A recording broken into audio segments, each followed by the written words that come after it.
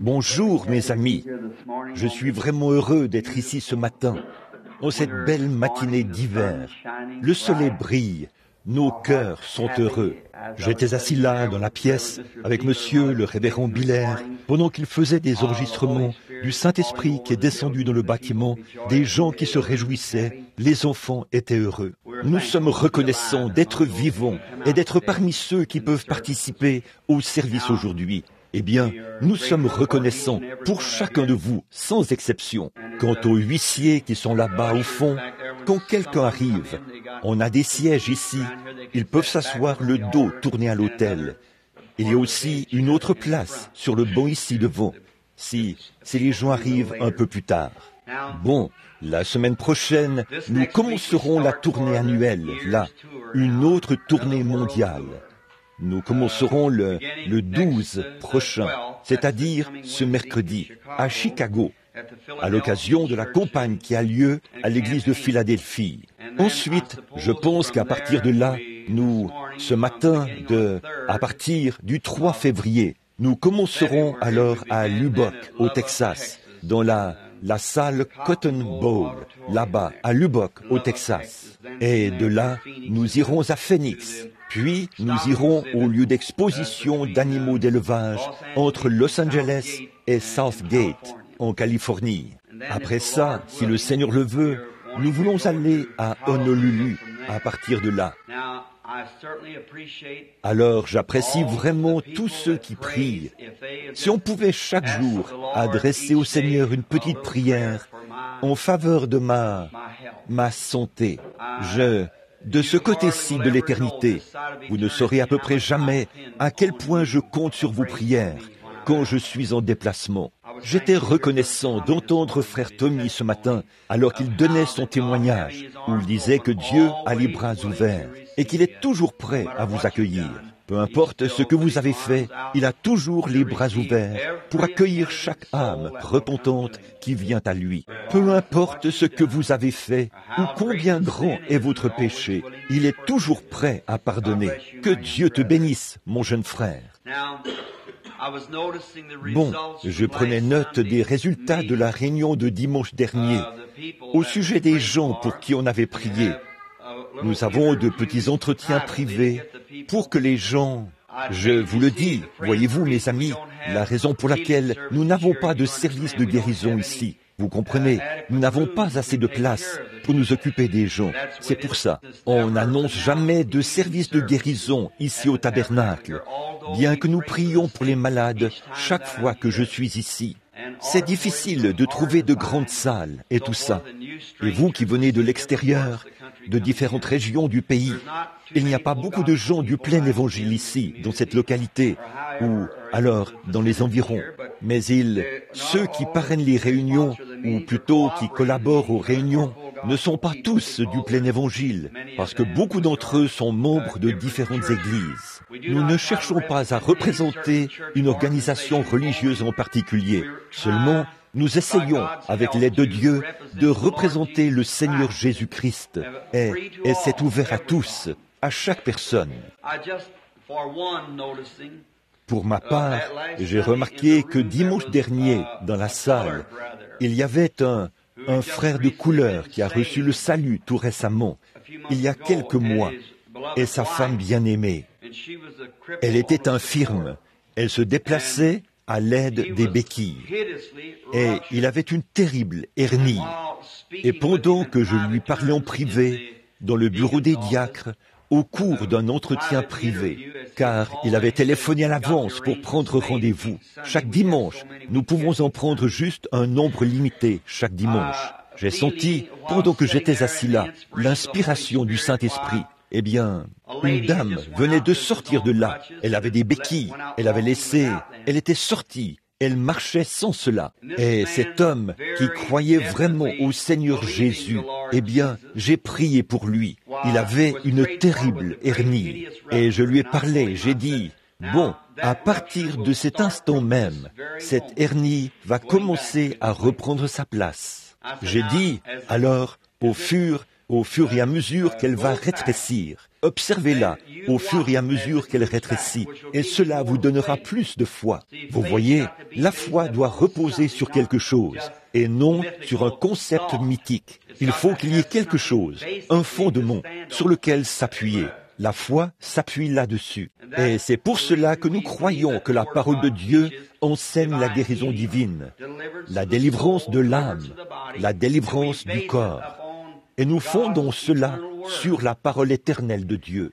Et j'ai dit aux frères, bon, pour que vous sachiez que je vous ai dit la vérité, car je l'ai vu devant moi dans une vision, j'ai dit, quand vous rentrerez chez vous, prenez une ficelle et enroulez-la autour de cette hernie et mesurez-la. Puis coupez cette ficelle et n'y touchez plus jusqu'à dimanche prochain. Et avant de venir, prenez cela, prenez une autre ficelle et enroulez-la autour de cela. Et apportez-moi les 2 ficelles pour qu'on voie l'ampleur du rétrécissement. Il a dit, je le ferai. Eh bien, voici la ficelle. Elle est plus courte de près de 4 cm, comme ça. Voici le monsieur qui est assis ici. C'est juste pour que vous voyez ce qui s'est passé. Là, il s'est passé quelque chose. De toute ma vie, je n'ai jamais vu une seule fois où Dieu a dit quoi que ce soit, ou l'a montré dans une vision, ou par révélation, et que cela n'est pas arrivé exactement comme Dieu l'a dit. Voyez, exactement.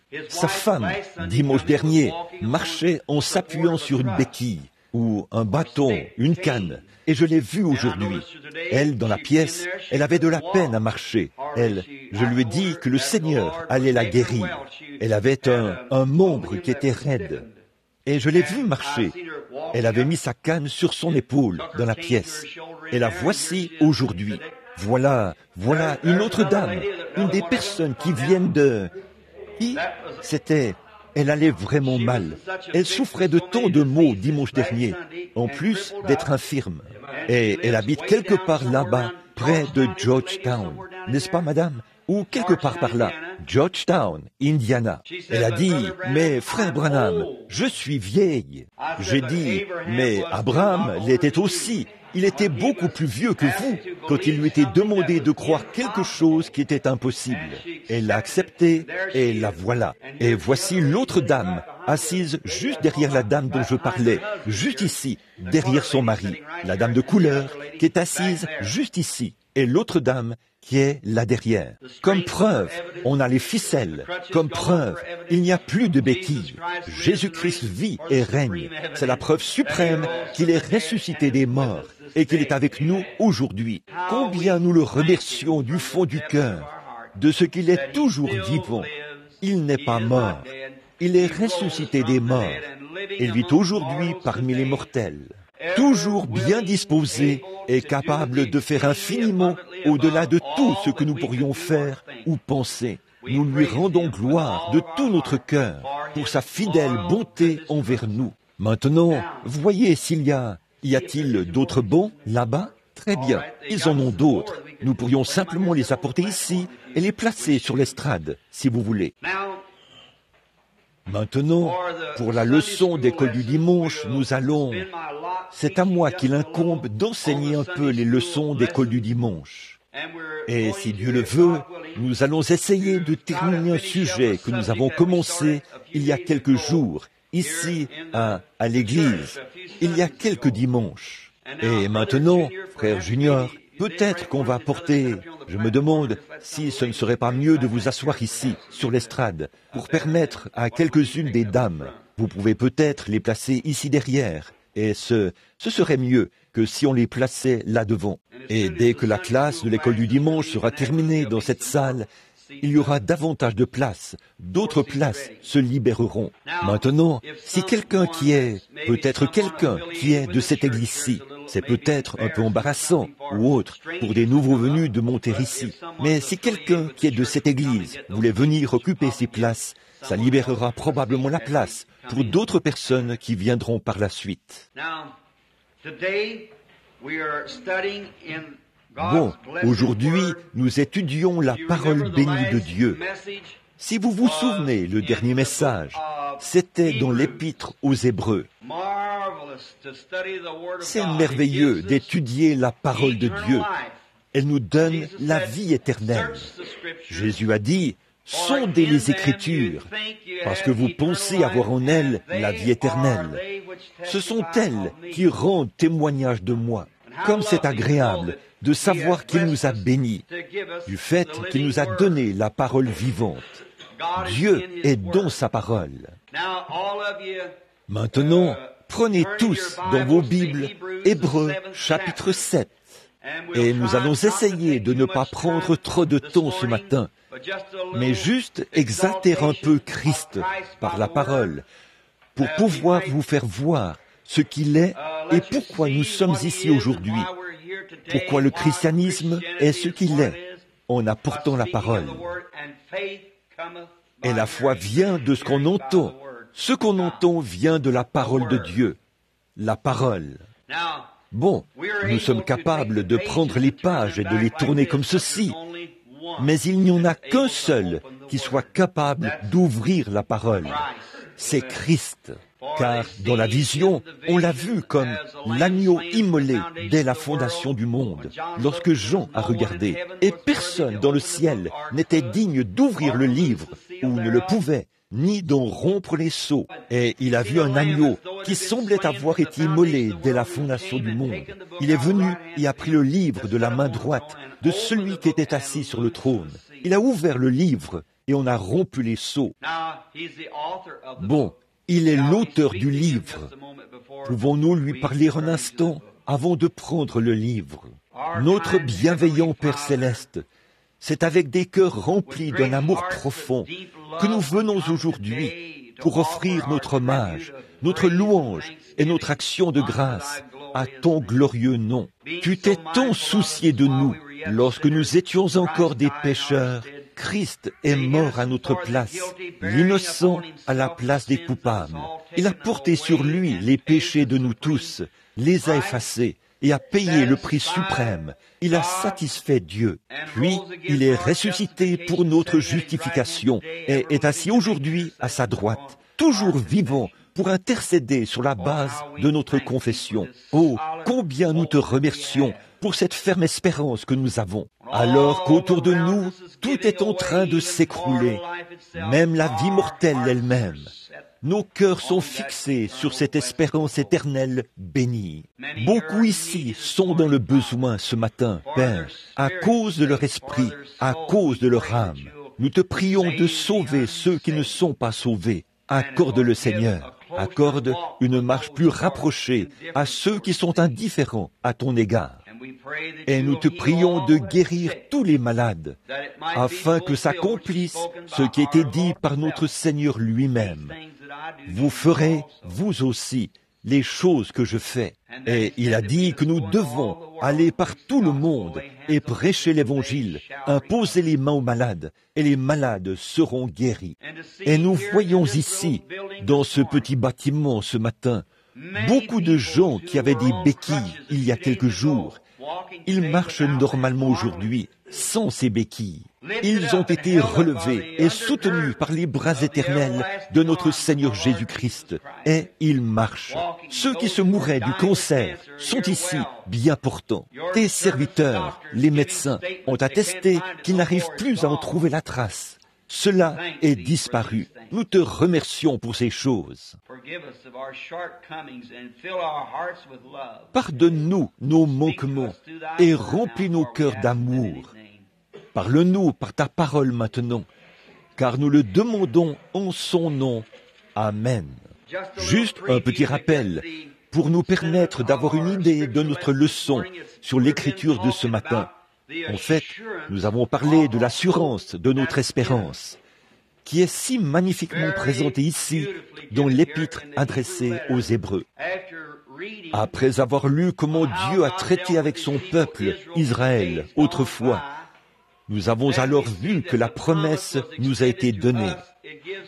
Et cela nous donne une grande assurance, comme nous voyons que toutes les choses qui se sont produites à cette époque-là étaient des exemples de ce que Dieu fait pour nous aujourd'hui, ses enfants qui croient. Et maintenant, juste un petit rappel de la leçon de dimanche dernier, du chapitre 6 d'Hébreux. Nous commencerons vers le verset 12 ou le verset 13 ici. Lorsque Dieu fit la promesse à Abraham, ne pouvant jurer par un plus grand que lui, il jura par lui-même. Je suis sûr que l'auditoire se souvient que nous avons étudié cela pour voir ce que Dieu avait fait, qu'il avait promis à Abraham qu'il lui donnerait cette alliance et qu'il la faisait avec lui et sa postérité pour toujours. Et Dieu a juré par serment. Et quiconque jure par serment, jure par un plus grand que lui. Comme Dieu n'avait personne qui soit plus grand que lui, par qui il pouvait jurer, il a donc juré par lui-même qu'il garderait cette alliance faite avec Abraham. Alors, quel fondement solide pour vous, les saints du Seigneur.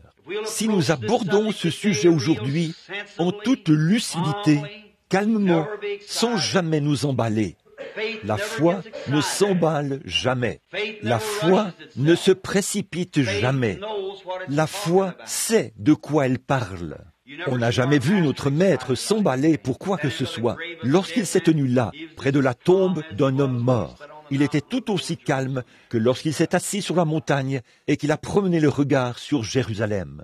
Alors qu'il était là, sur l'agitation, sur un bateau dans une mer agitée, par des flots tumultueux, il se reposait si totalement sur Dieu qu'il n'y a même pas prêté attention, pas assez pour se réveiller. La foi est toujours imperturbable. Maintenant, nous voyons ici que la raison pour laquelle nous pouvons être imperturbables, c'est que la promesse a été faite à notre père Abraham et à ses enfants. Et Dieu, qui a donné la promesse, a juré par un serment qu'il la confirmerait et la tiendrait. Et c'est ce qu'il a fait. Et nous voyons que les enfants d'Abraham ne sont pas des Juifs qui en ont les dehors, c'est-à-dire ceux qui étaient de la tribu de la lignée d'Abraham. Mais par Abraham est venu Isaac, par Isaac est venu Christ. Par Christ, le monde a été béni, car il est dit à Abraham et à sa postérité, c'est-à-dire à Christ. Et c'est par ce canal que toutes les tribus de la terre devaient entrer dans cette alliance. Et l'alliance avait été donnée à Abraham sans condition. Ce n'était pas « Abraham, si tu fais quelque chose, je ferai ceci. » Mais je l'ai déjà fait. Voyez, ce n'est pas ce que nous faisons, c'est ce que lui, il a fait pour nous. Il n'y a rien que nous puissions faire pour mériter quoi que ce soit. Qui de nous pourrait, nous qui sommes injustes, un jour faire quoi que ce soit pour mériter quelque chose devant le grand Dieu Jéhovah et sa grande sainteté suprême? Voyez, nous, la seule chose que nous puissions faire, c'est d'accepter et d'être reconnaissants pour ce qu'il a déjà fait pour nous. Oh, c'est tellement simple, pas vrai? Et je suis sûr que souvent le point de vue des gens, c'est qu'ils essaient de faire de la guérison divine et tout, quelque chose à quoi on arrive par de grands efforts, quelque chose de très éloigné. Si seulement je pouvais y arriver. Pouvez-vous imaginer Jésus qui dit « Maintenant, je vais examiner ma foi pour voir si j'ai assez de foi pour faire cela, voir si je vais devoir jeûner un moment, pour voir si j'aurai assez de foi pour faire cela. » Il n'était pas du tout conscient de la foi qu'il avait. Il prononçait la chose, tout simplement, et il savait qu'il en serait ainsi. Tout comme vous êtes venu de chez vous aujourd'hui. Vous voulez probablement rentrer chez vous. Vous avez dit à votre femme ou à vos proches, « Je serai de retour peu après-midi. » Comment le savez-vous? Vous ne cherchez pas à réfléchir, « Ai-je assez de foi pour rentrer chez moi? Ai-je assez de foi pour conduire ma voiture ?» Inconsciemment, vous tournez la clé pour démarrer, vous partez en voiture et vous rentrez chez vous. Voilà, voyez, c'est la foi inconsciente qui agit. En Christ, c'est pareil. Inconsciemment, simplement nous disons, c'est sa parole. Voilà, c'est réglé, ça s'arrête là. Et nous poursuivons notre route. C'est comme ça qu'on se rétablit. Maintenant, Dieu a juré par lui-même, rien de plus grand que lui. Nous allons nous dépêcher pour aller de l'avant, car notre sujet d'aujourd'hui, c'est Melchisédek. Melchisédek, le grand prince et roi. Alors, le verset 14 dit, « Et dit, certainement, je te bénirai, et je multiplierai ta postérité. En effet, il devait être multiplié dans toutes les nations, et l'Évangile par Christ. Or, cela n'était pas possible sous la dispensation de la loi, parce que ça ne s'étendait pas jusque-là. Ce n'était destiné qu'aux circoncis, c'est-à-dire aux Juifs. Mais dans le domaine du Saint-Esprit, il a circoncis chaque cœur. Voyez-vous, toutes les nations. Il allait multiplier Abraham dans toutes les nations. Et c'est ainsi qu'Abraham, ayant persévéré, obtint l'effet de la promesse. Combien nous avons insisté là-dessus, disant qu'Abraham, ayant persévéré, c'est voir quoi? Le Dieu invisible comme s'il était visible, qu'il se tenait là, devant lui. Et après avoir persévéré, après avoir supporté le dur combat, il a hérité de la promesse. Maintenant, n'est-ce pas étrange? Il semble que Dieu aurait simplement pu intervenir et lui donner la promesse sur le champ et accomplir l'œuvre sur le champ. Il aurait bien pu le faire. Anne, une fois, elle était là dans le temple et elle priait. Élie est venu et il pensait qu'elle était ivre. Et elle a dit, « Je ne suis pas ivre, mais je prie pour que Dieu enlève mon opprobre. » Il a dit, « Que le Seigneur Dieu exauce ta demande. » Eh bien, Dieu aurait très bien pu placer le petit Samuel là, dans les bras d'Anne. Nous le savons tous. Il est le créateur de toutes choses. Il crée par sa parole. Il aurait très bien pu le placer directement dans les bras d'Anne. Mais au lieu de cela, il a fallu attendre le processus habituel de 9 mois pour que le petit bébé naisse. Il aurait pu le faire instantanément, mais il ne l'a pas fait instantanément. Il lui a simplement donné la promesse, et elle a hérité de la promesse. Une fois, Dieu a dit à Moïse, au moment où il s'est mis en marche pour aller au pays promis, toute cette promesse, a-t-il dit, je l'ai donnée à Abraham. Il y a des années, cet endroit est entouré de Philistins et de toutes sortes de gens puissants, des guerriers. Il a dit, maintenant, tout cela est à toi. Il y avait les Amoréens, les Héviens, les Phéréziens et tous ces gens qui s'y trouvaient, les Héviens, les Jubiniens, les Philistins, tout ce qui était en Palestine. Eh bien, Dieu a dit, je te l'ai donné, c'est à toi. Alors, va et prends possession de cela. Oh, j'espère que vous le voyez, les amis. C'est quelque chose que je veux vous faire comprendre, afin que votre foi soit placée là où elle doit être. D'après ce que j'ai vu, beaucoup de gens ils ont la foi, si seulement ils savaient comment la mettre en action. Quand Benjamin Franklin a découvert l'électricité pour la première fois, il a dit « Je l'ai !» Mais il ne savait pas ce qu'il avait. Puis, Thomas Edison est arrivé et il a dit « Nous allons bénéficier de cela ». Et il ne se souciait pas du temps que ça prendrait. Il a testé 10 000 fils, mais il a quand même fini par trouver un fil qui allait transporter l'électronique ou l'électricité dans le fil. Il savait que c'était une puissance et que cette puissance nous serait profitable. Et maintenant, nous avons trouvé le salut, ce qui nous sauvera du péché. Ce qui peut prendre la femme ou l'homme le plus vil, l'ivrogne, la prostituée, et en faire un enfant de Dieu. Eh bien, cette même foi, cette même puissance qui peut relever un homme ou une femme déchue, cela agira en notre faveur de bien des manières différentes. Cela guérira nos corps, pourvu qu'on l'approche comme il faut. Il faut trouver comment s'y prendre. Disons, par exemple, que j'ai un terrain agricole plein de bon maïs sur cette colline-ci et qu'il est presque mort à cause du manque d'eau et que j'ai un puits artésien de ce côté-ci de la colline. Eh bien, je ne peux pas faire en sorte que ce puits artésien déverse son eau ici en bas en passant ici en haut sur le côté de la colline pour l'arroser. Mais je dois étudier ce terrain pour voir comment cette eau pourra avoir son propre courant et suivre son propre cours, jusqu'à venir arroser ses cultures. Elle le fera si je la laisse suivre son propre canal.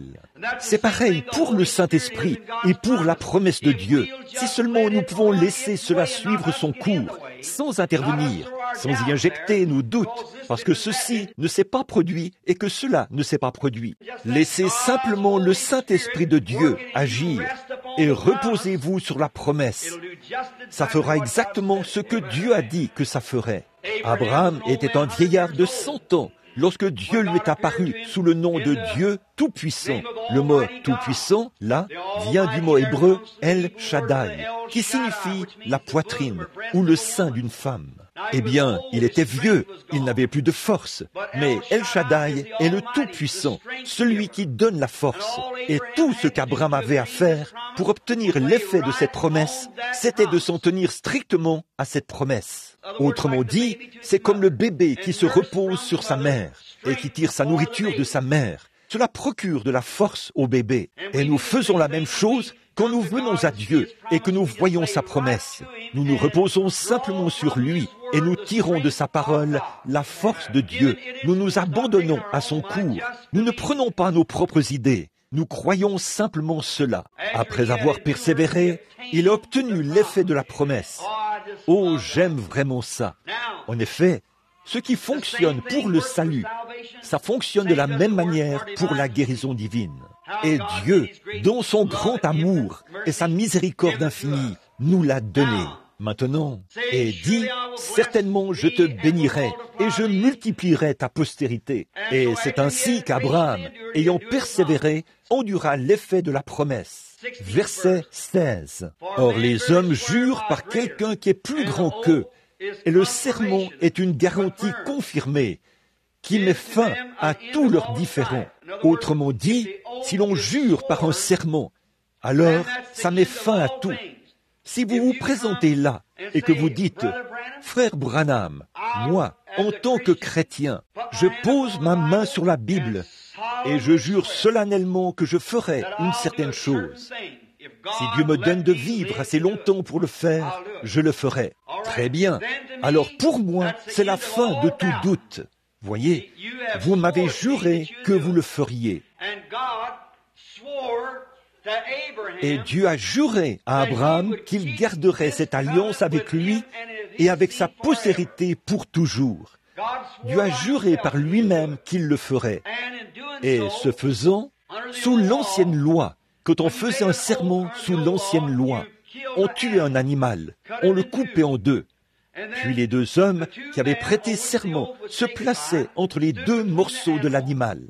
Et ils écrivaient une sorte de contrat sur un bout de papier. Ensuite, on déchirait ce morceau de papier en deux et on les remettait à l'un et à l'autre. Puis, ils prêtaient serment au-dessus de cet animal mort, déclarant ainsi que s'ils rompaient cette alliance, qu'il soit comme cet animal mort.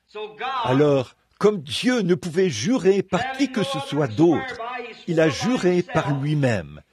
Et il a prêté serment au-dessus du corps du Seigneur Jésus-Christ, alors qu'il le voyait d'avance dans une ombre. Quant à l'alliance, quand il a amené Christ au calvaire, il a déchiré son corps et l'a séparé de son âme. Puis, il a élevé son corps pour le faire asseoir à sa droite et a renvoyé le Saint-Esprit pour qu'il soit dans le chrétien, afin de faire ici, dans l'Église, la même chose qu'il faisait en Christ quand il était ici sur la terre. Ce faisant, il a prouvé qu'il nous ressuscitera dans les derniers jours pour que nous nous asseyions avec lui et que nous soyons avec lui dans son royaume. Et de voir aujourd'hui le même Saint-Esprit qui était sur Jésus-Christ œuvrer dans l'Église et confirmer tout ce que Dieu a dit. Quelle merveilleuse espérance cela fait naître en nous de penser que nous sommes ses enfants et que nous sommes bénis par sa présence. Et il est ici avec nous maintenant, comme preuve infaillible qu'il est le Seigneur Dieu qui a fait la promesse à Abraham. Maintenant, écoutez le verset 17. C'est pourquoi Dieu, voulant montrer avec plus d'évidence aux héritiers de la promesse l'immutabilité de sa résolution, intervint par un serment, afin que, par les choses immuables, c'est impossible que Dieu monte, nous trouvions un puissant encouragement, nous dont le seul refuge a été de saisir l'espérance qui nous était proposée. Quelle merveilleuse promesse! Deux choses immuables.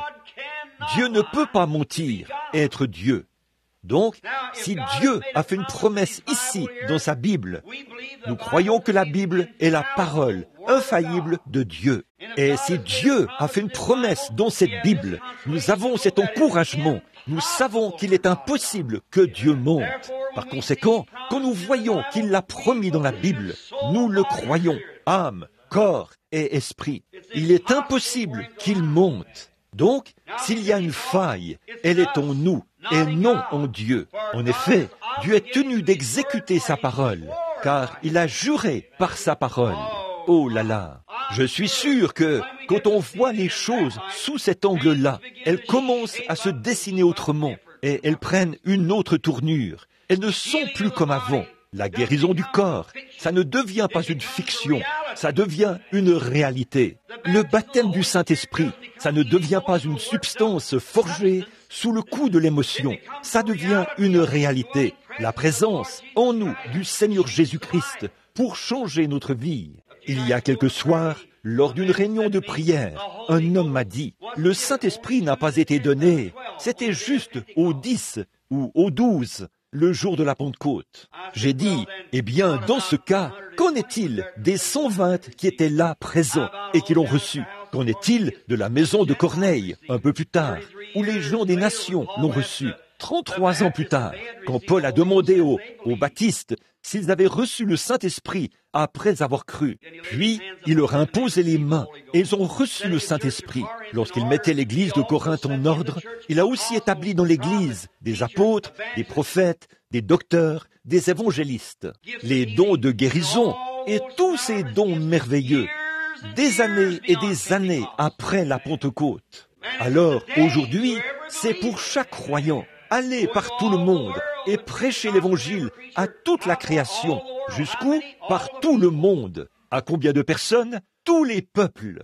Celui qui croira et qui sera baptisé sera sauvé. Celui qui ne croira pas sera condamné. Et voici les miracles qui accompagneront ceux qui auront cru. En mon nom, ils chasseront les démons, ils guériront les malades, et ainsi de suite. Voilà, c'est ça. C'est la promesse de Dieu. Il a juré qu'il le ferait. Peu importe combien de gens s'élèvent pour essayer de contrefaire ou d'imiter cela. Combien de choses s'élèvent pour essayer de contredire ou d'anéantir cela. Il continuera encore et encore, pour toujours, car Dieu a juré par lui-même qu'il la tiendrait. Si je néglige de prêcher cela et que je me relâche, Dieu suscitera quelqu'un pour prendre ma place et aller de l'avant avec cela. Si vous manquez d'y croire, quelqu'un prendra votre place et croira cela à votre place. Car Dieu a juré qu'il le ferait. Oh, quelle consolation cela nous donne! Et le plus beau de l'histoire, mon ami chrétien, c'est de savoir que maintenant, nous en avons la preuve. Ici, nous en avons la bénédiction, nous en avons la puissance, nous en avons les miracles, nous en avons les signes, nous en avons la photo. Nous l'avons sous toutes les formes que Dieu a promises, même plus que ce qu'il a promis de nous donner. Et c'est infaillible, c'est la vérité. La vérité, non pas la vérité d'un homme, non pas la vérité d'un docteur ou d'un philosophe, mais c'est la vérité du Dieu Tout-Puissant. Et quelle espérance cela nous donne! Ce n'est pas étonnant que nous puissions chanter. Mon espoir n'est fondé sur rien d'autre que sur le sang de Jésus et sur sa justice. Quand tout ce qui environne mon âme s'effondre, il est toute mon espérance et mon soutien, car Christ est le roc où nous nous tenons. Tout le reste est sable mouvant. Que ce soit la popularité, que ce soit notre Église, que ce soit nos amis, nos collaborateurs, qui que ce soit notre médecin, que ce soit notre prêtre, que ce soit notre prédicateur, tout le reste est sable mouvant. Nul autre que Christ. Et tous les hommes qui ont fait quelque chose de leur vie dans ce grand champ de bataille ont été des hommes et des femmes qui se sont tenus seuls et qui ont agi selon leurs convictions. Quand bien même tout a échoué et s'est effondré autour d'eux, ils ont quand même tenu bon. Abraham Lincoln, autrefois, était convaincu qu'il avait raison. Il s'est tenu seul et a agi selon ses convictions. Mais il a prouvé cela et a scellé son témoignage de son propre sang. Jésus-Christ s'est tenu seul en son jour. Un exemple que tout homme qui, sur la base de ses convictions par rapport à la vérité éternelle de Dieu, prendra position et s'y tiendra, se tiendra seul. mais pas seul, avec Dieu, le compagnon invisible qui nous accompagne tout au long du voyage de la vie, à travers les ombres, dans les vallées des ombres de la mort, jusque dans l'éternité. Il nous accompagnera toujours et il sera Dieu. Alors, sur quoi nos espoirs sont-ils fondés ce matin? Parce que Dieu a juré à Abraham qu'il l'accomplirait. Il a juré non seulement à Abraham, mais à chacune de ses postérités. Qui est la postérité? C'est vous qui avez reçu l'invitation de venir au Seigneur Jésus-Christ, la postérité d'Abraham. Bien sûr, il y a des gens qui ne sont pas appelés, mais à chacun de vous qui êtes ici ce matin et qui avez reçu l'appel. Pourquoi êtes-vous ici à l'église ce matin? Quelque chose vous a dit de venir. Vous savez que ce n'était pas l'ennemi pour essayer de vous pousser à mal agir. Essayez de vous pousser à mal agir par le fait de venir à l'église. Vous ne pourriez pas le faire. Quand vous venez à l'église, vous agissez bien. Et Jésus a dit, d'après ses propres paroles, « Nul ne peut venir à moi si mon Père ne l'attire. Et tous ceux qui viendront, je leur donnerai la vie éternelle. Et je les ressusciterai au dernier jour. » Réfléchissez à cela. Chaque personne qui vient sur l'invitation du Seigneur Jésus-Christ a reçu la promesse de la vie éternelle et de la résurrection dans les derniers jours, par le Dieu Jéhovah qui a juré par serment qu'il le ferait et qui a envoyé son Fils et a confirmé la parole. Et il a juré qu'il le ferait. Il l'a donné en type à Abraham. Il l'a accompli en Jésus-Christ. Il l'a ressuscité. En vivant, il m'a aimé. En mourant, il m'a sauvé. Enseveli, il a emporté mes péchés au loin. En ressuscitant, il a justifié gratuitement pour toujours. Un jour, il reviendra. Ô jour glorieux! Voilà, c'est ça, notre justification. Chaque fois que vous entendez les mottes de terre tomber sur le cercueil et qu'on dit « les cendres retournent aux cendres » et la poussière à la poussière, la terre à la terre, notre foi regarde au loin vers un autre pays, là où il y a un tombeau vide et un jour glorieux. Celui qui a promis de venir viendra. Et aussi sûr que Jésus est ressuscité des morts, nous ressusciterons avec lui à la résurrection. Quelle belle espérance nous avons. Maintenant, continuons rapidement. Notre temps va s'écouler sans qu'on s'en rende compte. Maintenant, je crois que c'est le verset 19. Cette espérance, nous la possédons comme une ancre de l'âme, sûre et solide, à pénétrer au-delà de ce qui est dans le voile. L'ancre de notre âme qui a pénétré dans le voile, au-delà du voile, et qui s'est ancrée. Vous savez, parfois, un navire, les militaires et d'autres le savent, et vous qui avez été en mer, quand les vagues deviennent trop fortes pour le bateau, il l'ancre, et il y a une corde qu'on laisse descendre qui le retient. Et il se peut que les vagues le poussent comme ceci et comme cela, mais l'ancre le retient. L'ancre, ils ne peuvent pas voir la terre nulle part, mais ils jettent l'ancre au-delà du voile, c'est-à-dire l'eau, et cette ancre descend au fond de la mer, sur le sommet d'une grande montagne quelque part. Elle traîne jusqu'à ce qu'elle s'accroche à cette montagne.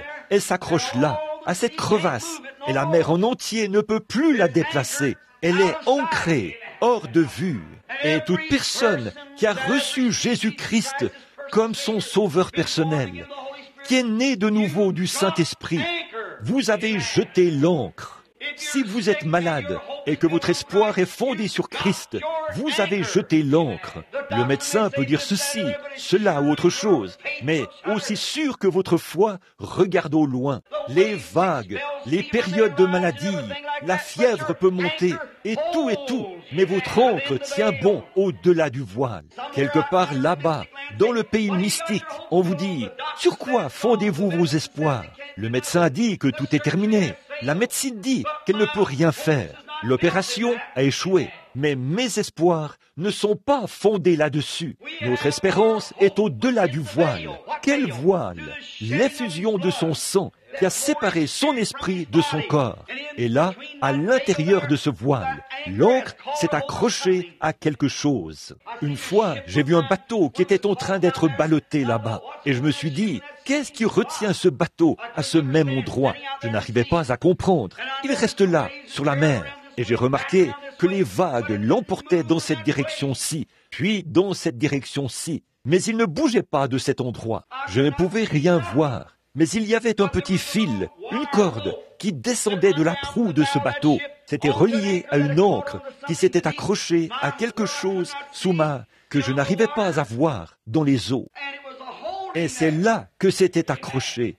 Et j'ai dit, que Dieu soit loué. Oui, un jour, j'ai trouvé une ancre.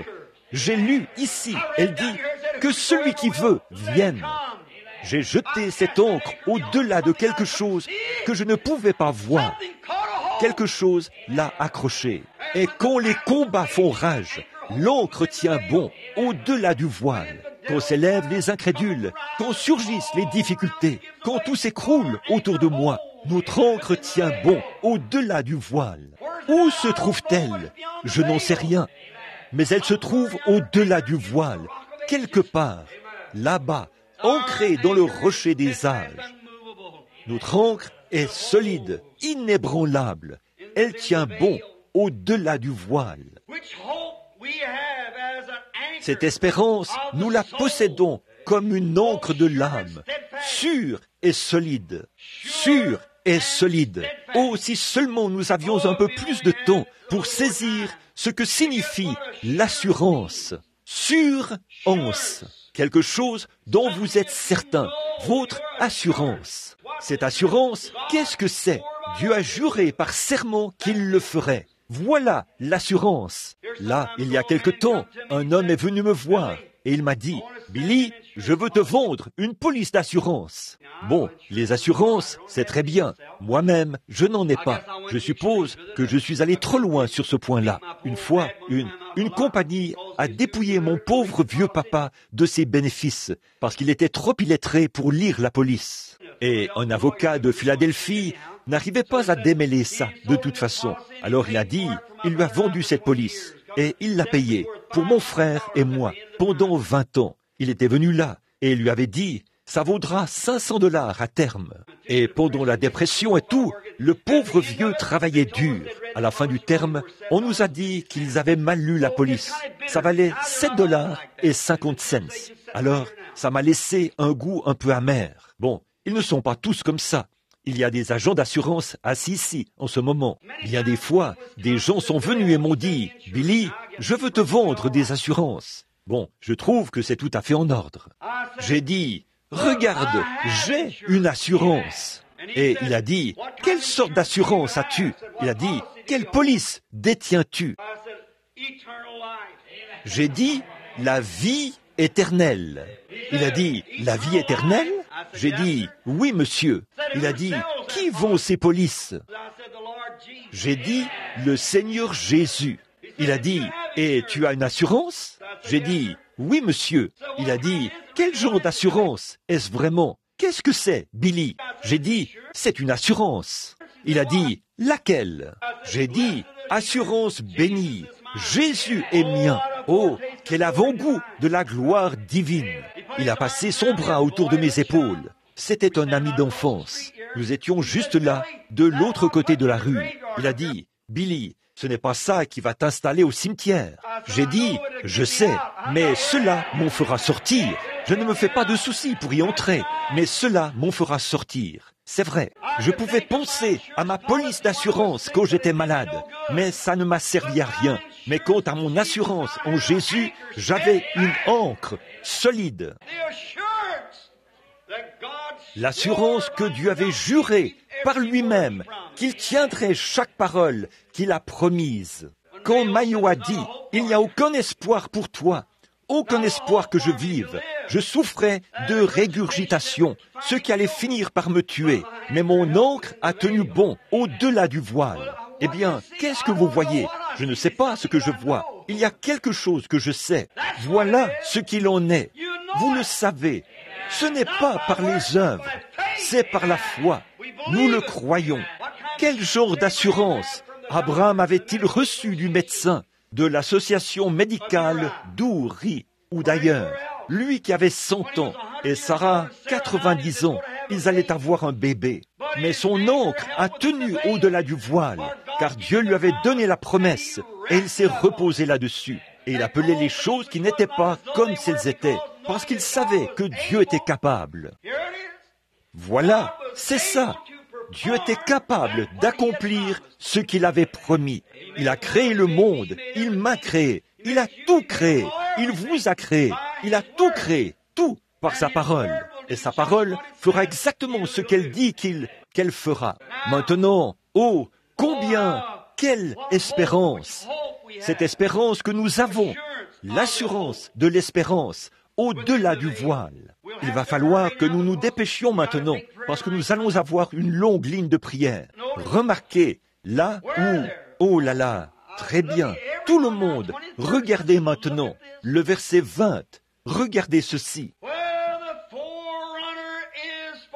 Là où Jésus est entré pour nous comme précurseur. Le précurseur de quoi? Le précurseur de notre salut, au plan physique et spirituel. Car il était blessé pour nos péchés, brisé pour notre iniquité. Le châtiment qui nous donne la paix est tombé sur lui. Et c'est par ses meurtrissures que nous avons été guéris. Le précurseur de notre salut est déjà entré. Jésus, l'assurance est déjà entrée, ayant été fait souverain sacrificateur pour toujours, selon l'ordre de Melchisédek. Maintenant, nous en arrivons là où nous voulons prendre ce sujet très rapidement et l'aborder. Toutes ces grandes promesses, nous les ramenons à une seule chose, c'est Jésus, notre précurseur, qui était la postérité d'Abraham, nous a appelés par le Saint-Esprit à cette espérance bénie que nous avons maintenant, une ancre de l'âme, solide et sûre, ancrée au-delà du voile. Ce Jésus qui était fait précurseur selon l'ordre de Melchisédek. Maintenant, ce grand homme, Melchisédek, c'est de lui que nous voulons parler pendant les quelques prochaines minutes. Je vais me dépêcher pendant les 10 ou 15 prochaines minutes. Ensuite, nous aurons la ligne de prière. Faites grandir votre foi maintenant. Ne laissez pas le diable vous ravir quoi que ce soit. Vous êtes ici ce matin, dans ce petit bâtiment où le Dieu Tout-Puissant va entrer, dans cette humble demeure. Vous dites, ça ne paye pas de mine. Mais il est venu dans une crèche. Il viendra dans n'importe quel cœur humble qui s'ouvrira et dira, oui, Seigneur Jésus, je crois cela. Je ne comprends peut-être même pas cela, mais je le crois quand même. Cette espérance bénie que nous avons, Christ, le précurseur, est déjà venu. Savez-vous ce qu'est un précurseur? C'est quelque chose qui précède ou qui prend les devants. Christ, qui était le précurseur de notre salut, est venu sur la terre pour servir d'exemple à l'Église, car l'Église devait terminer ses œuvres ou continuer ses œuvres après qu'il avait achevé son sacrifice sur le calvaire. Vous le voyez? Remarquez. Et là, il est né dans l'humilité, dans une crèche. On s'est moqué de lui, comme il en serait de vous ou de n'importe qui d'autre qui le sert. Mais pendant qu'il était sur la terre, lui qui ne faisait pas exception de personne, il aimait tout le monde, il guérissait tout le monde, il bénissait tout le monde, il faisait du bien partout où il allait, il a donné sa vie en sacrifice, il est mort et a été enseveli, il est ressuscité, est monté en tant que notre précurseur, et l'Esprit même qui était sur lui est revenu pour être avec l'Église, afin de la conduire et de la guider. Il a dit, encore un peu de temps, et le monde ne me verra plus. Mais vous me verrez, car c'est un pronom personnel. Je serai avec vous et même en vous jusqu'à la fin du monde. Donc, dirigeons nos pensées vers son grand sacrifice suprême. En tant que précurseur, de notre espérance bénie que nous avons maintenant au-delà du voile. Alors, nous croyons cela par la foi. Notre ancre va là-bas, dans la parole de Dieu, et ses pointes s'accrochent au-delà du voile. Et une ligne de prière, ici, nous retient fermement attachés à la promesse. Nous ne vacillons pas, ne sommes pas ballottés par tout vent de doctrine, mais nous sommes fermes, inébranlables, progressant toujours dans la grâce du Seigneur. Car, comme vous le savez, votre travail pour le Seigneur n'est pas vain. Quelle espérance! Maintenant, ce Melchisédek, dont il est question ici, juste, Paul parlait là aux Hébreux de l'Ancien Testament, présentant un type. Reportons-nous à Genèse, chapitre 14, et lisons juste un peu avant de continuer, pour voir qui était ce Melchisédek. Nous lisons dans Genèse, chapitre 14, et nous commençons au verset 14. Abraham, vous savez, avait été appelé à sortir de la Chaldée, du pays d'Our, de la ville d'Our plutôt, du pays de la Chaldée. Et Dieu lui a dit, sépare-toi de ton peuple, mets-toi à l'écart. Permettez-moi d'insister là-dessus. Oh, si nous avions plus de temps à y consacrer aujourd'hui, notre temps est tellement limité. Sépare-toi de ton peuple, mets-toi à l'écart, et je te bénirai. Voyez? Et pour obtenir l'effet de cette même promesse qu'Abraham avait, vous devez vous séparer de tout contact mondain, de toutes les choses du monde. Vos désirs de péché, vos convoitises, les passions du monde et toutes ces choses, séparez-vous de cela. Mettez-vous à l'écart dans un pays étranger, un pays où vous n'avez jamais été auparavant, pour marcher non pas par la vue, mais par la foi. Car Abraham n'avait rien. Personne n'avait traversé ce fleuve d'Euphrate et séjourné dans ce pays. Mais Abraham, par la foi, a quitté les siens. Il est allé de l'avant et s'est séparé. De même que le sang de Jésus-Christ nous sépare des choses du monde aujourd'hui par le Saint-Esprit, pour que nous marchions en nouveauté de vie. Critiqué, tourné en ridicule, traité d'exalté, incompris, mais notre ancre tient bon. Hébreux 11 dit, ils allaient çà et là, vêtus de peau de brebis et de peau de chèvre, dénués de tout, de lieu en lieu, car ils croyaient qu'ils cherchaient une cité dont Dieu est l'architecte et le constructeur. Quelque chose en eux leur disait, il y a un pays, une cité, dont Dieu est l'architecte et le constructeur. Et c'est ce qu'ils cherchaient, sans savoir où ils allaient. C'est pareil pour chaque pèlerin aujourd'hui. Il cherche quelque chose sur lequel il ne peut pas mettre la main, mais il en voit la preuve tout autour de lui. Qu'est-ce qui m'a poussé à faire ceci? Qu'est-ce qui a fait marcher cette femme infirme-ci? Qu'est-ce qui a fait marcher cette femme infirme-là? Qu'est-ce qui fait que cette hernie quitte cet homme? Qu'est-ce qui a fait que ce cancer quitte cette femme? Qu'est-ce qui a fait que ses oreilles sourdes s'ouvrent l'autre soir, ici, à 82 ans? Qu'est-ce qui a fait cela? Ce sont des attributs surnaturels que l'ancre, cette cité dont Dieu est l'architecte et le constructeur, et que nous cherchons sans pouvoir voir où elle est. Mais il y a quelque chose qui s'ancre là-bas. L'ancre est au-delà du voile. Nos espérances sont solides, inébranlables. Et Abraham a quitté le pays, il a voyagé, il se faisait appeler un étranger et un pèlerin. Et regardez, Abraham, comme tous les mortels, ce n'était pas un homme immortel, ce n'était pas un homme qui ne pouvait pas faire d'erreurs, mais un homme qui faisait constamment des erreurs. Mais peu importe le nombre d'erreurs qu'il a faites, son ancre a tenu bon, car il avait la promesse. Il a donc emmené Sarah avec lui. Il a emmené Lot. Il a emmené son papa. Tant qu'ils étaient avec lui, Dieu ne pouvait pas le bénir.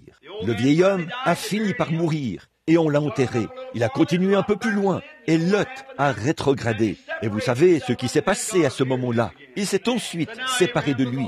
C'est alors que Dieu lui est apparu de nouveau et a dit, « Maintenant, Abraham, regarde tout ce territoire. Tout cela t'appartient. » Une fois qu'il a fait le bon choix, c'est ça. Séparez-vous de tout. Je dois dire ceci. Écoutez, j'espère que cela trouvera son lieu de repos, parce que je n'y avais jamais pensé, la préméditation. C'est peut-être pour ça que certains d'entre nous n'avancent pas très bien. Nous nous accrochons à des choses que nous devrions abandonner dans le processus de la séparation. Un peu de doute, un peu de questions, un peu de scepticisme. Je me demande si c'est vrai. Ceci est-il possible? Cela est-il possible? Comment cela est-il possible? Lâchez prise ce matin. Hébreux 12, 1 dit, « Rejetons tout fardeau et le péché qui nous enveloppe si facilement. » Le péché, qu'est-ce que c'est? L'incrédulité qui nous enveloppe si facilement. Et courons avec persévérance dans la carrière qui nous est ouverte, ayant les regards sur Christ, le chef et le consommateur de notre foi.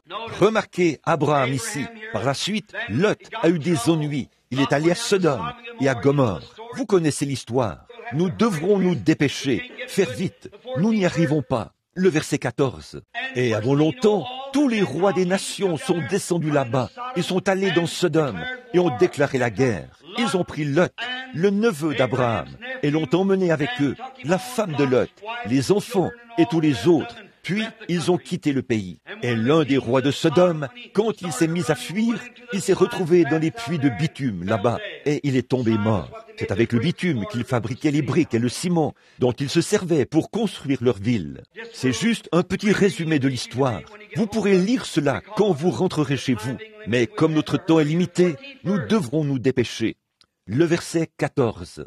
Dès qu'Abraham eut appris que son frère avait été fait prisonnier. Frère, j'aime ça, son frère. Et regardez ce que Lot lui avait fait. Mais il y avait quand même une sorte de lien qui les unissait, même si le frère était rétrograde. Comme ce jeune homme l'a dit tout à l'heure, le jeune ministre qui est ici, qu'il avait rétrogradé et qu'il était parti.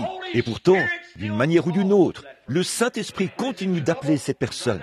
Quand il a des ennuis, il est là, avec lui. Le frère d'Abraham avait été fait prisonnier et il arma 318 de ses plus braves serviteurs et les amena dans sa maison. Et il poursuivit les rois jusqu'à Dan. Il divisa sa troupe pour les attaquer de nuit, et lui et ses serviteurs. Il les battit et les poursuivit jusqu'à Shoba, là, à la gauche, vers Damas. Abraham a réuni tous ses serviteurs et ses hommes d'armes. Pensez un peu à cet homme qui était pauvre quand il a quitté ce pays, là-bas, à Our, en Chaldée. Le voici qui a 318 hommes armés comme serviteurs. Et vous dites que Dieu ne vous bénit pas? 318 hommes. Vous dites, eh bien, est-ce vrai? C'est ce que dit l'Écriture. Il avait suffisamment de serviteurs pour combattre une armée, et il a vaincu. Remarquez, et il ramena, il les a poursuivis, et a pris tout ce qu'ils avaient. Ramena toutes les richesses. Il ramena aussi Lot, son frère, avec ses biens, ainsi que les femmes et le peuple. Après qu'Abraham est revenu vainqueur, le roi de Sodome sortit à sa rencontre, et les rois de la vallée, et la vallée du roi. Melchisédek, roi de Salem, fit apporter du pain et du vin, et les lui donna. Il était sacrificateur du Dieu Très-Haut.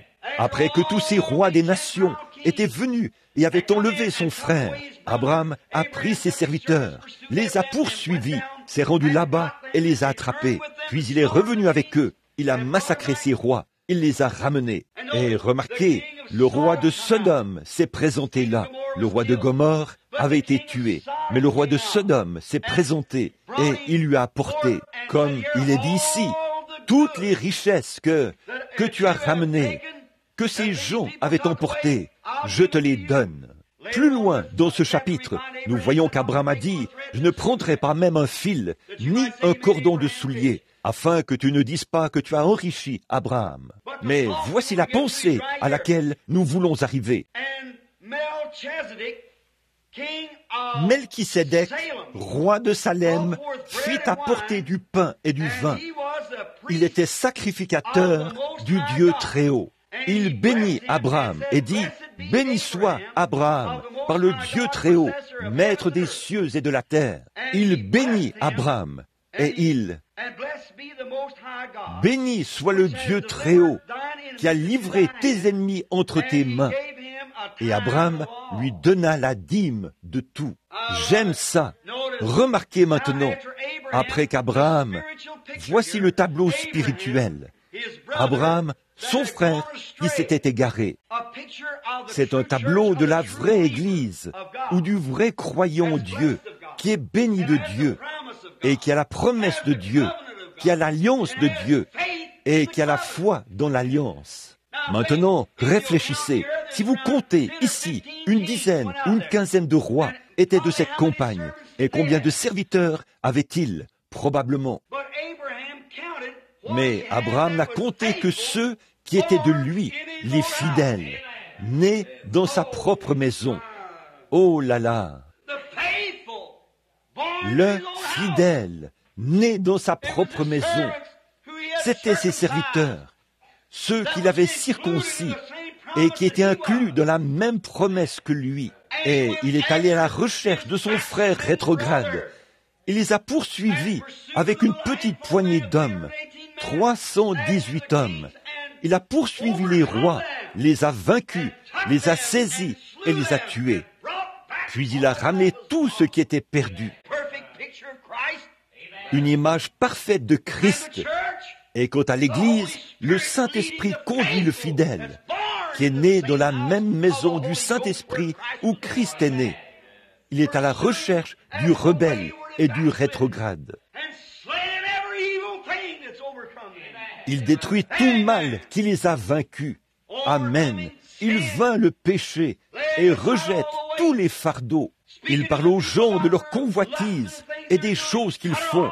Il retranche cela, leur maladie et tout. Il leur prêche l'Évangile et les ramène à la pleine communion avec Dieu. Remarquez, quand il est revenu, Melchisédek l'a rencontré. Qui était ce Melchisédek? Et remarquez la toute première chose, là. Melchisédek ne lui a pas offert d'argent. Melchisédek lui a seulement offert du pain et du vin. Melchisédek était un sacrificateur du Très-Haut, le roi de Jérusalem. Ça s'appelait Salem à cette époque-là. J'ai ici ma concordance Cruden. Je me suis dit que si c'était remis en question, je pourrais prouver plus tard que Jérusalem s'appelait à l'origine Salem. J-E-R-U-S-L-E-M.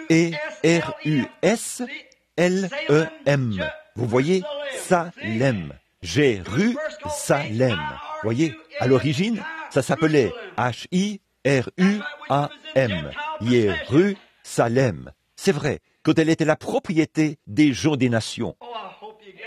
Oh, j'espère que vous saisissez ceci maintenant.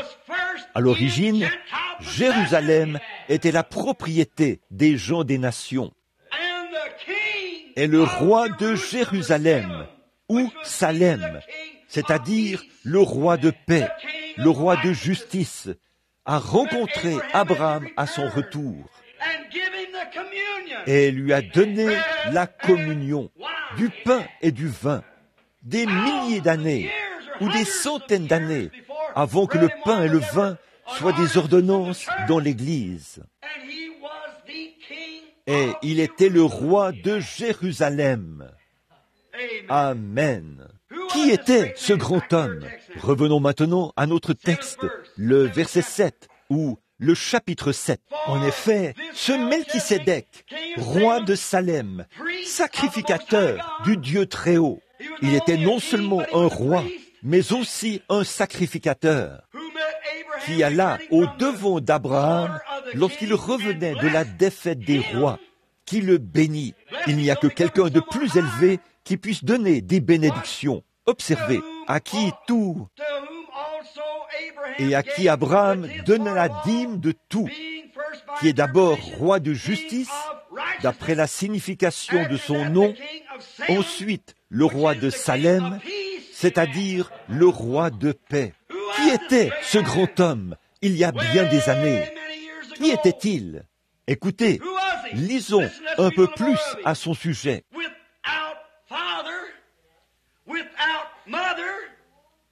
Qui est son père, son mère, son commencement de jour ou son fin de vie. S'il n'avait pas de père, s'il n'avait pas de mère, s'il n'a eu ni commencement de jour, ni fin de vie, Melchisédek existe toujours. Pas vrai?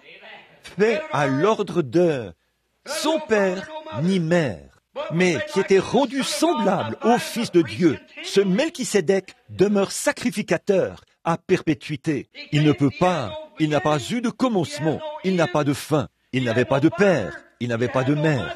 Et pourtant, il était un homme, et il venait de Salem, la paix. Il était le roi de paix, il était le roi de justice.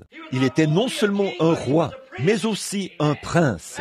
Et il est le prince de paix. Il est la rose de Saron, il est le lys de la vallée, l'étoile du matin, l'alpha, l'oméga, celui qui était, qui est et qui vient. À la fois la racine et la postérité de David.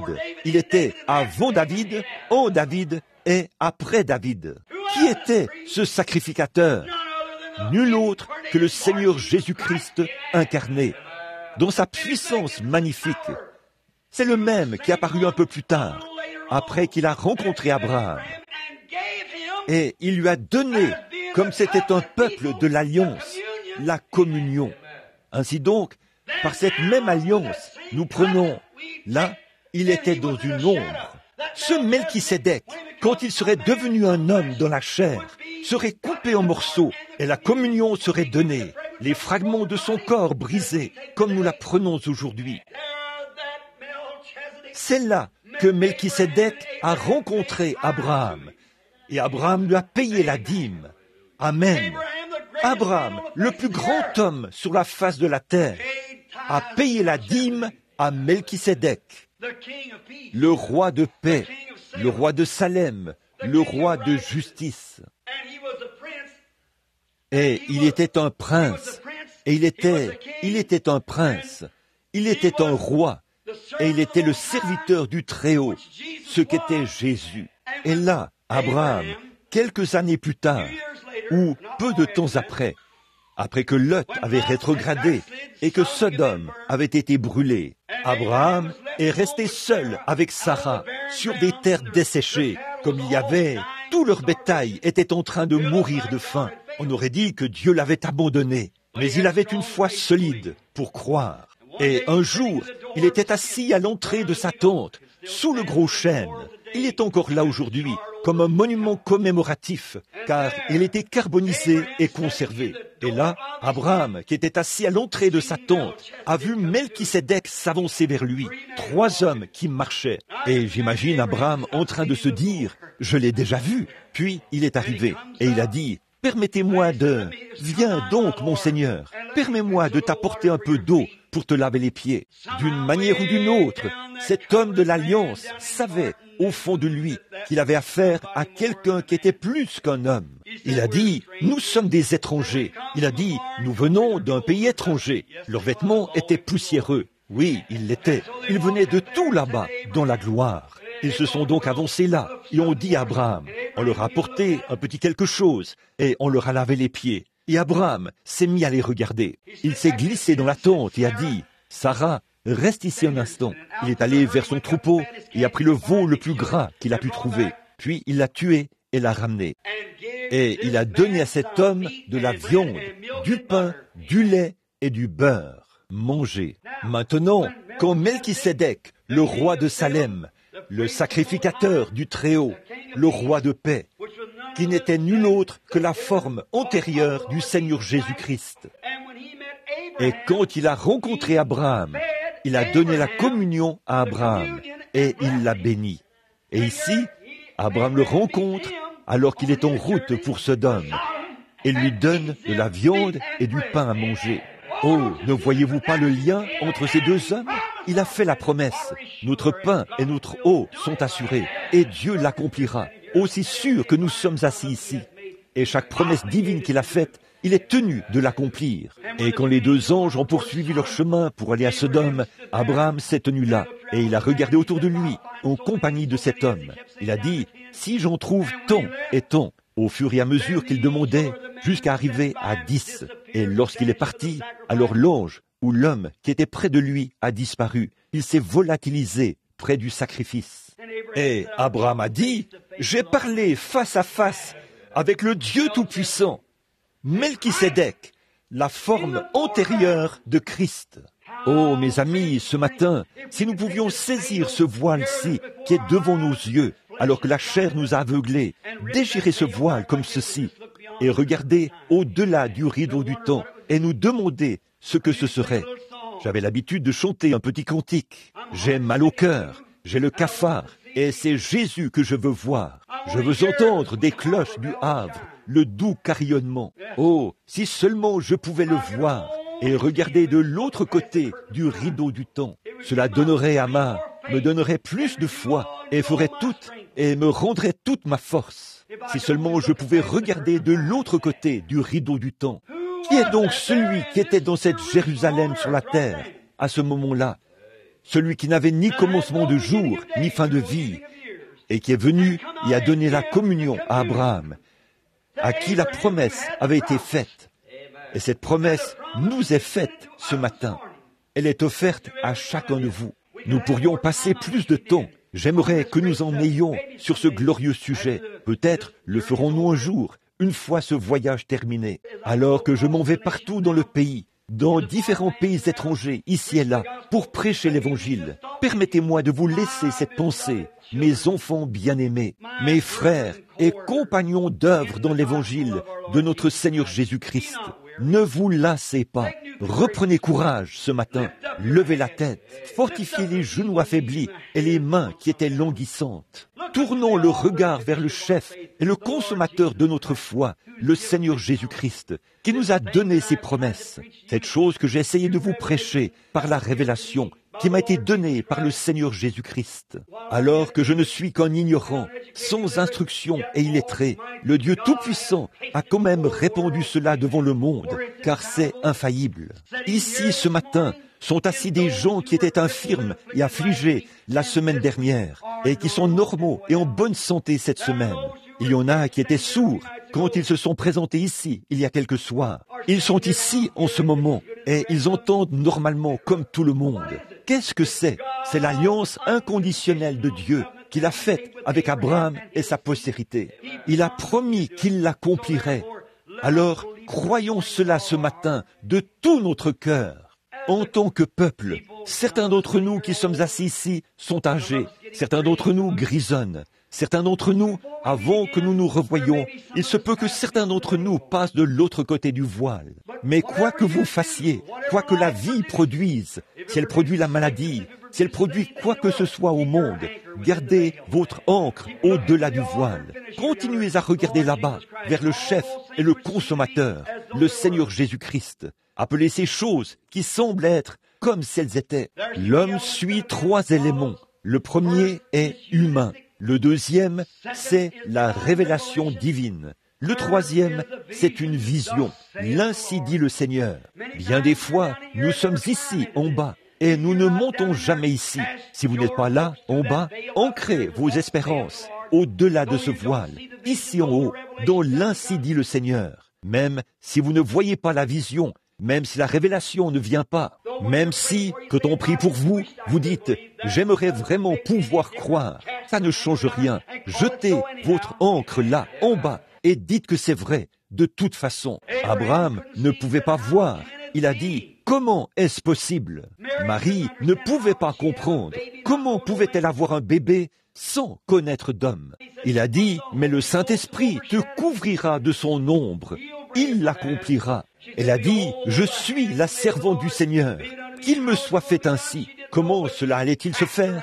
Elle n'en savait rien, mais elle a jeté son ancre au-delà du voile et elle s'est mise à témoigner qu'elle allait avoir un bébé avant de sentir cette vie ou quoi que ce soit d'autre. Elle appelait les choses qui n'étaient pas comme si elles étaient. Abraham, quand il avait 75 ans, Dieu lui a donné la promesse. Et à Sarah, qui était âgée de 65 ans, la promesse a été donnée. Et 25 ans se sont écoulés avant que cela s'accomplisse. Mais Abraham ne douta point par incrédulité au sujet de la promesse de Dieu, mais il fut fortifié par la foi, donnant gloire à Dieu. Il appelait ses symptômes et les choses qui étaient comme s'ils n'étaient pas. Son témoignage reposait seulement sur le fait que ce que Dieu avait dit était vrai, parce qu'il avait la promesse. Que Dieu soit miséricordieux. Oh là là! Votre foi est-elle ferme ce matin? Quand les vents des ennuis soufflent, que les nuits sont sombres, que les vents soufflent et les éclairs brillent, votre ancre tient-elle bon?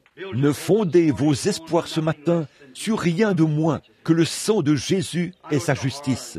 Je sais que c'est difficile, ça semble difficile, mais faites-le une fois. Prenez Dieu au mot et voyez combien c'est une espérance bénie de marcher simplement par la foi. Dans ce grand combat de la foi, comme j'ai essayé de le livrer, j'ai rencontré de terribles obstacles. J'ai connu des routes périlleuses. Ça se voit sur moi, oui, mais ça a été la chose la plus bénie. Je ne les changerai pour rien au monde.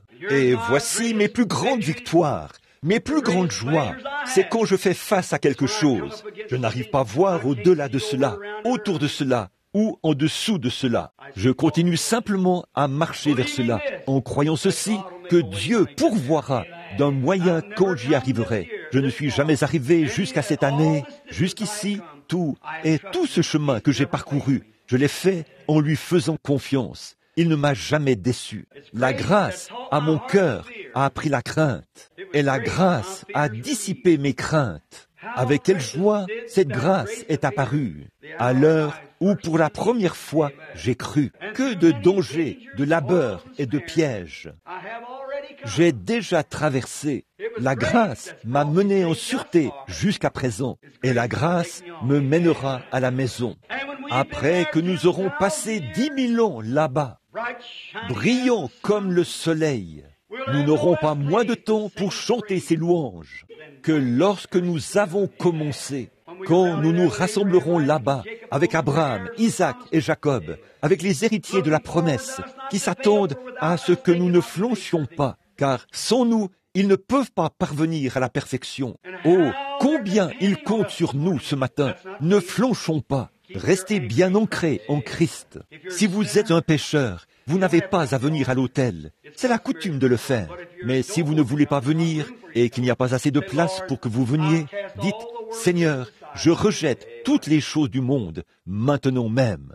Je me présente devant toi, nu et dépouillé comme je le suis, et je suis une honte et un déshonneur. Mais je jette mon ancre sur toi, et je crois en toi. Je ne peux rien faire d'autre que ce que tu as fait pour moi. Si vous êtes malade, que le médecin dit qu'il n'y a plus aucun moyen pour vous de guérir, qu'il n'y a rien à faire, regardez simplement ce ce petit groupe de gens ce matin, et c'est juste une petite poignée. C'est très minime, comparé aux milliers qui ont été guéris au cours des quelques dernières semaines, partout dans le monde. De grandes campagnes. Le monde est en effervescence en raison des campagnes de guérison divine. Des hommes de foi sortent et osent prendre Dieu au mot. Les jours des nations s'achèvent. Ceci est un signe. Regardez-le. N'attendez pas trop longtemps.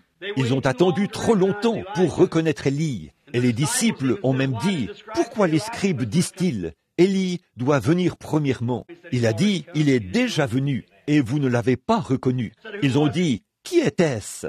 Il a dit, Jean-Baptiste. Eh bien, ont-ils dit, c'était certainement lui. Jésus est venu, et ils ne l'ont pas reconnu. Après que le Romain l'a crucifié, et qu'il était trop tard pour faire quoi que ce soit, il a dit, assurément, cet homme était le Fils de Dieu, bien qu'il ait été mis au rang des malfaiteurs, bien qu'on lui ait craché dessus, bien qu'il ait été ridiculisé et persécuté. Dieu l'a quand même confirmé par des signes et des prodiges. Aujourd'hui, n'attendons pas trop longtemps. C'est la fin de la dispensation des nations. Nous sommes à la fin.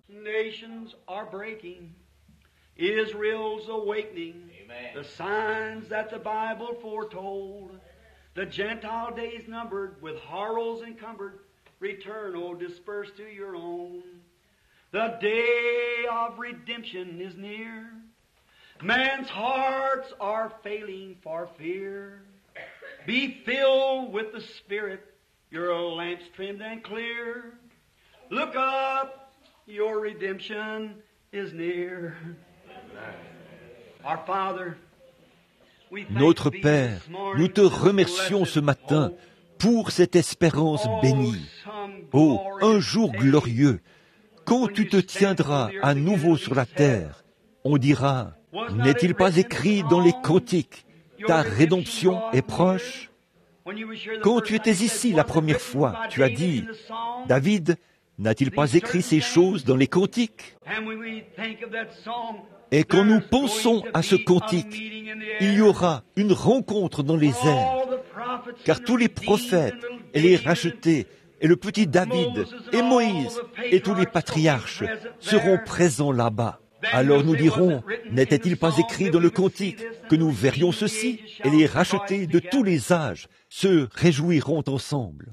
Père, pardonne tout rebelle ce matin, homme ou femme, garçon ou fille, puisse ceci être un nouveau jour dans leur vie, le moment où, par la foi, ils acceptent le Seigneur Jésus comme leur sauveur personnel et sont scellés dans le royaume de Dieu par le Saint-Esprit. Prends ces quelques paroles prononcées à la hâte, Père, et fais-les pénétrer dans le cœur des gens selon le besoin de chacun. Dans quelques instants, les gens vont s'avancer ici pour être guéris. Seigneur, il y en aura qui sont aveugles, affligés, infirmes, malades, et qui ont diverses maladies.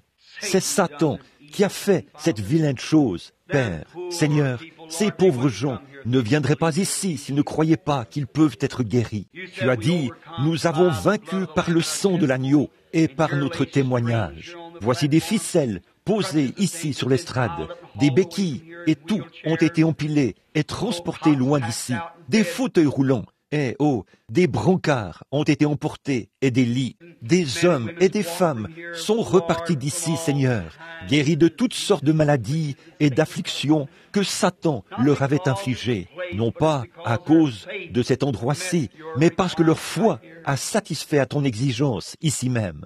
Je prie, ô Dieu, que la foi de chaque personne malade ici soit maintenant suffisante ce matin et qu'ils se souviennent de ce grand Melchisédek d'autrefois qui n'avait pas de commencement de jour. Il n'a jamais eu de père ni de mère. Il n'a jamais eu de fin de vie.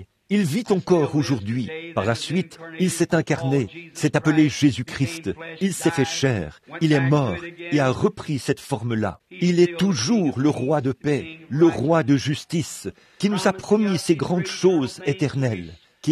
Dieu a juré à Abraham qu'il garderait l'alliance, la promesse par lui et sa postérité pour toujours. Aide-nous aujourd'hui à nous avancer vers cette estrade maintenant avec une foi indéfectible. Seigneur, certains d'entre eux sont liés par des habitudes impures, des habitudes dégoûtantes de la chair. Ô Dieu, comme la Bible dit, rejetons tout fardeau et le péché qui nous enveloppe si facilement. Ô Dieu, puisqu'ils sont débarrassés ce matin et regardez à Jésus qui nous purifie de toute iniquité, accorde-le Père. Et quand nous repartirons aujourd'hui, puissions-nous repartir dans la joie et le cœur plein d'amour. Bénis cette petite église.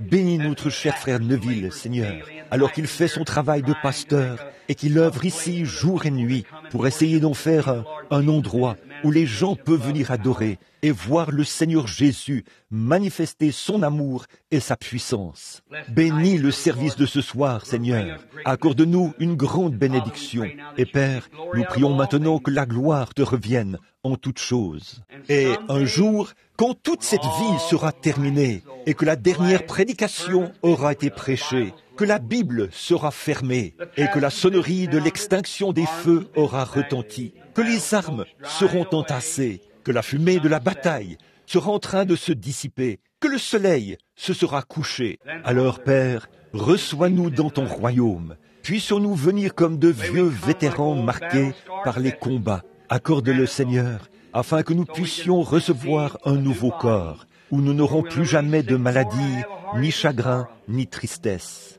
Mais soyons fidèles en toutes choses, pendant que nous sommes ici sur terre maintenant. Croyons et appelons les choses qui ne sont pas, qui sont contraires à la parole de Dieu, comme si elles étaient.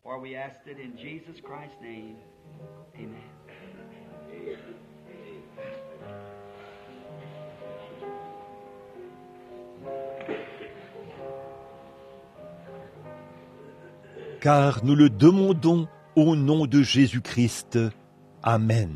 Y a-t-il quelqu'un ici qui a envie de dire « J'aimerais vraiment accepter le Seigneur Jésus-Christ. Je ne l'ai jamais fait auparavant. Je veux simplement lever la main. » Dites « Moi, je lève la main pour signifier que je l'accepte. » Que Dieu vous bénisse, sœur. Que Dieu vous bénisse, frère. Que Dieu vous bénisse. Que Dieu vous bénisse. C'est « Que Dieu vous bénisse, frère. » Je veux accepter le Seigneur Jésus-Christ. Que Dieu vous bénisse, sœur. Que Dieu vous bénisse. Et que Dieu vous bénisse. Que Dieu vous bénisse. C'est ça. Pensez-vous qu'il n'entend pas ça? Il connaît votre cœur.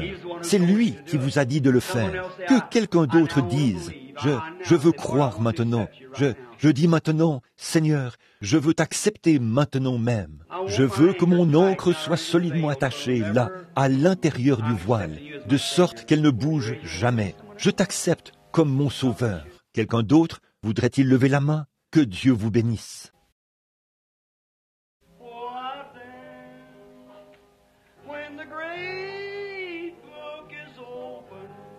What then? When the one that rejecting this message today will be asked to give a reason. What then? Que le Seigneur vous bénisse maintenant, alors que nous aurons, combien ici veulent qu'on prie pour eux, ceux qui sont malades? Levez la main, tous ceux qui sont malades partout dans le bâtiment.